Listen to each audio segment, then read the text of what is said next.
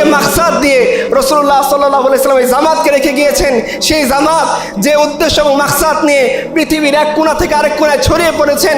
Mecca Medina খুবই গুরুত্বপূর্ণ জায়গা, এখানে গেলে সওয়াব হয়, ইবাদত করলে সওয়াব হয়, কাবা তওয়াফ করলে সওয়াব হয়। সব সাহাবায়ে কেরাম জানতেন। এত কিছু জানা সত্ত্বেও সাহাবায়ে কেরামের কবর চীনের মধ্যে চলে গেছে, এত কিছু জানা সত্ত্বেও আফ্রিকাতে চলে গেছে, ইয়েমেনে চলে গেছে, সানাতে চলে গেছে, হাদারামাউতে চলে গেছে, শামে চলে গেছে, বাগদাদে চলে গেছে। কিসের নেশায় তারা চলে গেছেন?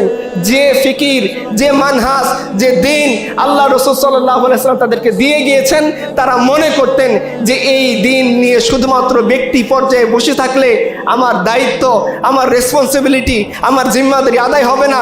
এজন্য রাসূল আমাকে দিন শেখান নাই, এজন্য আল্লাহ কালেমা দেন নাই। কালেমার মানে এটা না যে আমি কালেমাও পড়বো, দিনও কবুল করব, রসুলের কথাও বলবো, আবার কি মিষ্টি মিষ্টি হালুয়া রুটি খাবো, শাসকের ভাগ নিব, জালিমের জুলুমকে মেনে নিয়ে তার জুলুমকে আমি স্বীকৃতি দেব, কুফফারদের নিজামকে স্বীকৃতি দেব, তাগুতের নিজামকে স্বীকৃতি দেব, শয়তানের নিজামকে স্বীকৃতি দেব। আর আমি মনে করব আমি ভালোই আছি, কারণ সংখ্যায় তো আমরা অনেক বেশি।